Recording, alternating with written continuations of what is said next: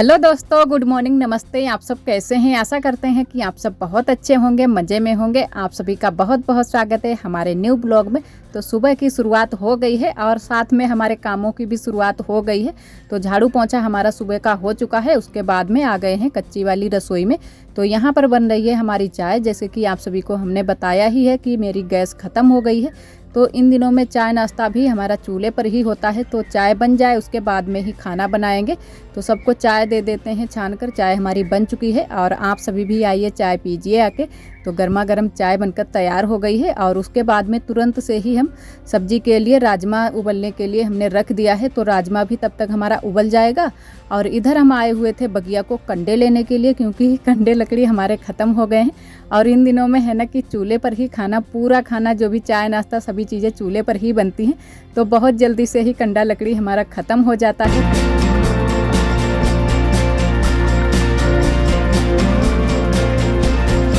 और यहीं बगिया में ही सारे कंडा लकड़ी रखे हुए हैं। तो जब भी ज़रूरत होती है तो थोड़े थोड़े ले जाते हैं। और एक साथ में भी ले जाओ तब भी रसोई में इतनी ज़्यादा जगह नहीं है जहाँ पर रख लो। तो जितनी ज़रूरत होती है उतने ही कंडा लकड़ी ले जाते हैं। और यहाँ सुरक्षित जगह पर रखे हैं, लकड़ियाँ भी अच्छे से रखी हैं और कंडे भी अच्छे से रखे हैं। तो यहाँ पहले हम बटिया से कंडे निकाल लेते हैं और बोरी में भर लेंगे, क्योंकि तसले में नहीं भरेंगे। तसले में यहाँ कोई है नहीं बगिया में जो कि हमारे सर पर रखवा दे। तो बोरी हम अपने आप ही सर पर रख लेंगे। तो हमने कंडे तो निकाल लिए हैं और अब लेकर चलते हैं घर को।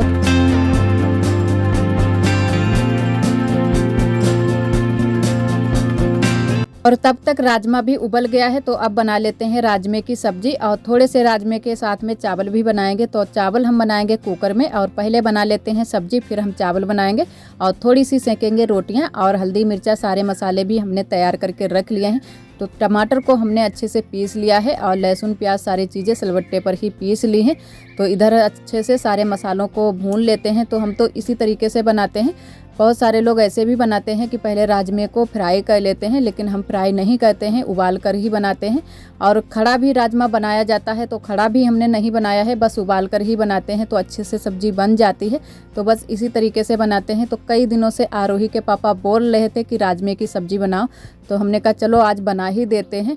और थोड़ा सा ही है राजमा, ज़्यादा नहीं है। तो जितनी बन पाएगी सब्जी उतनी बना लेंगे। और इसमें थोड़ा सा रसा ही हम रखेंगे, क्योंकि थोड़े से चावल भी साथ में बनाएंगे। तो चावल के साथ में है ना कि रसा वाली सब्जी ज़्यादा अच्छी लगती है।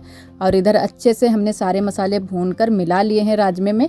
तो अब डाल देते हैं पानी। जितना हमको ज़रूरत है पानी रसे के लिए उतना ही पानी डालेंगे। और थोड़ी देर तक सब्जी को पकने के लिए रख देते हैं। बहुत जल्दी से ही सब्जी बनकर हमारी तैयार हो जाएगी, क्योंकि राजमा हमारा उबला हुआ था। तो ज़्यादा टाइम नहीं लगेगा। तो जल्दी से ही सब्जी बनकर तैयार हो जाएगी। और तब तक हम बीन लेते हैं चावल आवल, क्योंकि उसके बाद में तुरंत से ही चावल चढ़ा देंगे। और वैसे तो गैस पर ही चावल बना लेते हैं, लेकिन अब तो गैस इन दिनों में नहीं है और पता भी नहीं है कि कब तक भरने के लिए जाएगी। तो तब तक हमें चूल्हे पर ही काम चलाना है। सारा खाना जो भी बनता है वो चूल्हे पर ही बनेगा। और इधर हम आए हुए थे बगिया को। तो उसके बाद में तुरंत से ही आरोही के पापा भी आ गए थे। तो हमने कहा चलो तुम ही भैंस को पानी पिला दो, क्योंकि ये गए थे खेत पर। तो खेत से बहुत जल्दी से ही आ गए थे, क्योंकि इनको है ना कि बैठने में बहुत ज़्यादा दिक्कत होती है। तो ज़्यादा देरी तक बैठकर गेहूँ की कटाई नहीं कर पाते हैं। तो आ गए थे घर पर और फिर ये तैयार हो गए थे दुकान के लिए। और इधर हमारे चावल भी बनकर तैयार हो गए हैं और अब सेंकने लगे हैं रोटियां। तो थोड़ी सी रोटियां भी हमारी सिक गई हैं। तो जल्दी जल्दी से ही रोटियां सेंक लेते हैं। और आज खेत पर खाना नहीं जाएगा, क्योंकि सुबह के टाइम है ना कि पराठे बनकर गए थे। तो सभी लोगों ने खा लिए थे 2-4 पराठे। तो भूख नहीं लगेगी और अब घर पर ही सभी लोग आएंगे तभी खाना खाएंगे। तो हमने कहा चलो इतनी जल्दी भी नहीं है, धीरे धीरे खाना बन जाएगा। और चूल्हे पर ही पूरा खाना बनता है तो ढेर सारी राख इकट्ठा हो जाती है और आग भी हो जाती है।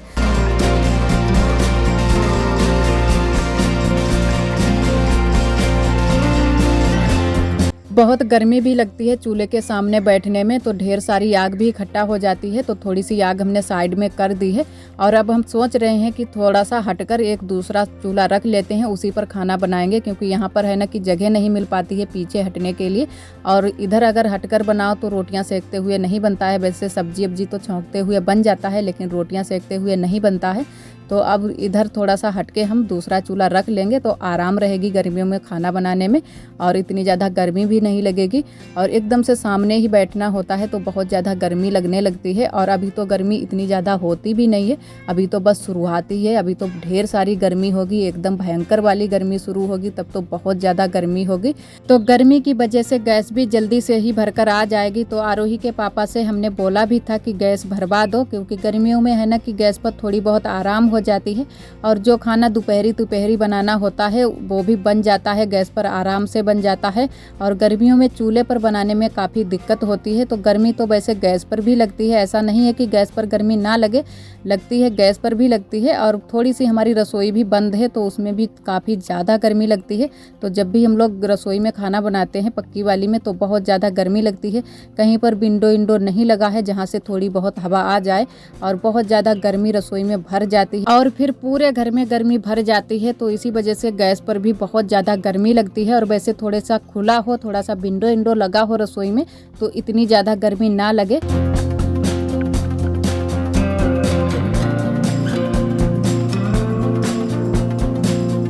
और इधर उसके बाद में करने लगे हैं गोबर से लिपाई। तो बाहर की लिपाई हमने कर दी है, तो अब अंदर की भी लिपाई कर लेते हैं।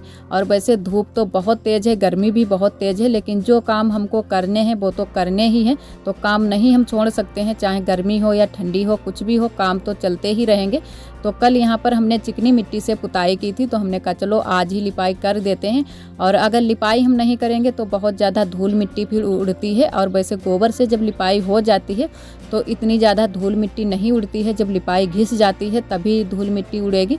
तो बस करने लगे हैं लिपाई। तो वहाँ मशीन के पास की भी लिपाई हो चुकी है, अब यहाँ बरामदे की भी लिपाई कर लेते हैं।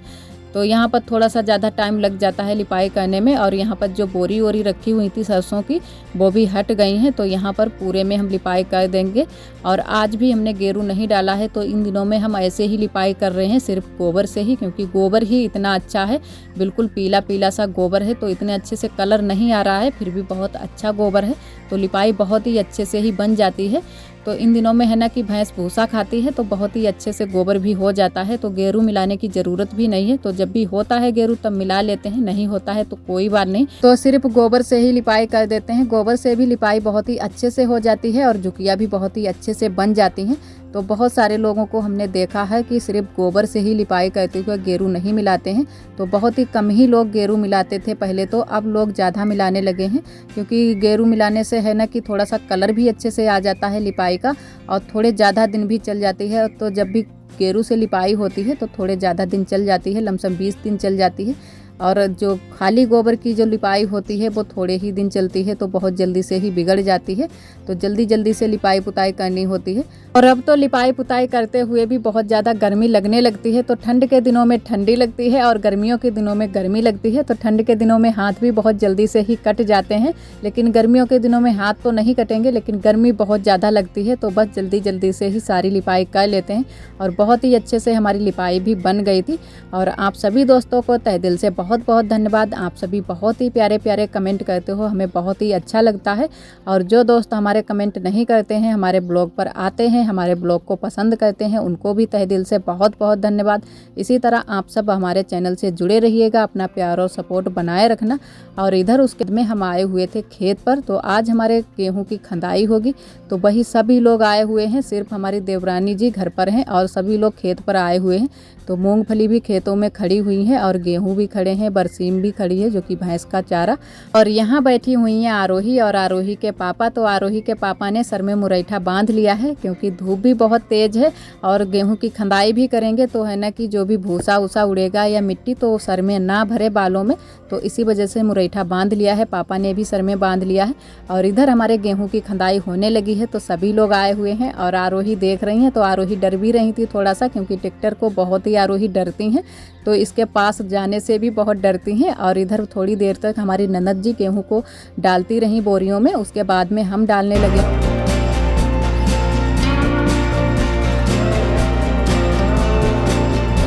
और वैसे गेहूं इतने ज़्यादा खंदने के लिए नहीं थे, लेकिन धूप बहुत तेज़ लग रही थी, लमसम 2-2:30 का टाइम था, तो धूप एकदम से सर पर ही लग रही थी। तो थोड़ी देर के लिए हमारी ननद जी गेहूं को बोरी में डालती रहीं, हटाती रहीं और उसके बाद में हम गेहूं बोरी में भरने लगे हैं और हटाते भी जा रहे हैं। तो जल्दी से ही खंद गए थे, इतना ज़्यादा टाइम भी नहीं लगा था और हवा बहुत तेज़ चल रही थी। तो इसी वजह से जब भी हवा का झोंका आता तो सारा भूसा हम लोगों के ऊपर से ही आ जाता था। तो बाद में हम लोगों के कपड़े वपड़े भी बहुत ज़्यादा गंदे हो गए थे। और इधर हमारे निकल रहे हैं गेहूँ, तो बहुत ही अच्छे गेहूँ हमारे निकले हैं, बहुत ही अच्छी फसल हुई है, एकदम से मोटा मोटा गेहूँ भी निकला है। तो इस वाले खेत का तो गेहूँ बहुत ही अच्छा निकला है। तो सभी लोग बोल रहे थे कि गेहूँ अच्छा निकला है, तो लेकिन गेहूँ इस वाले खेत में थोड़ा सा ही था, थोड़े में चारा भी है तो वही कट हो गया था। वैसे अगर पूरे खेत में गेहूं होते तो बहुत ही अच्छे से गेहूं हो जाते। और भैंस के लिए चारा भी बनाना बहुत ही ज़रूरी है, तो यहीं पर चारे के लिए बरसीम बो दी जाती है, तो हो जाती है पूरी सीजन के लिए। और भैंस के लिए भूसा हो जाता है, तो थोड़ी बहुत बरसीम जो हरा चारा होता है भूसे में मिलाया ज़रूर जाता है, तो अच्छे से जानवर भी खा लेते हैं।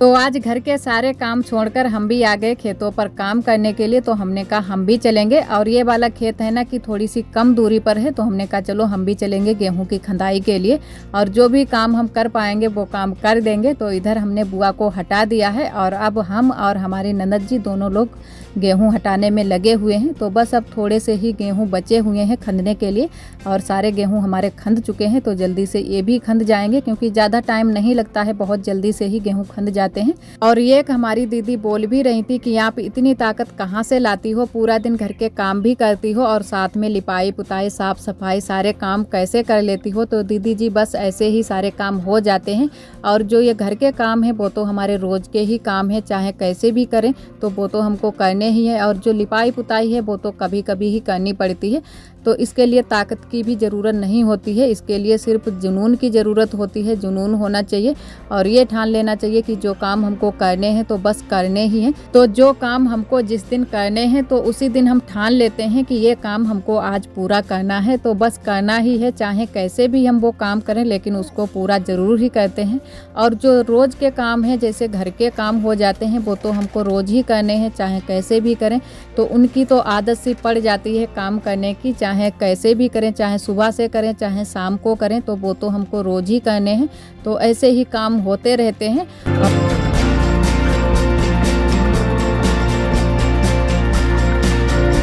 अब गेहूं की खंदाई हो चुकी है, तो आरोही के पापा ने गेहूं की बोरियों को भी अच्छे से बांध दिया है, और आरोही गेहूं की बोरियों के ऊपर से ही बैठी हुई हैं।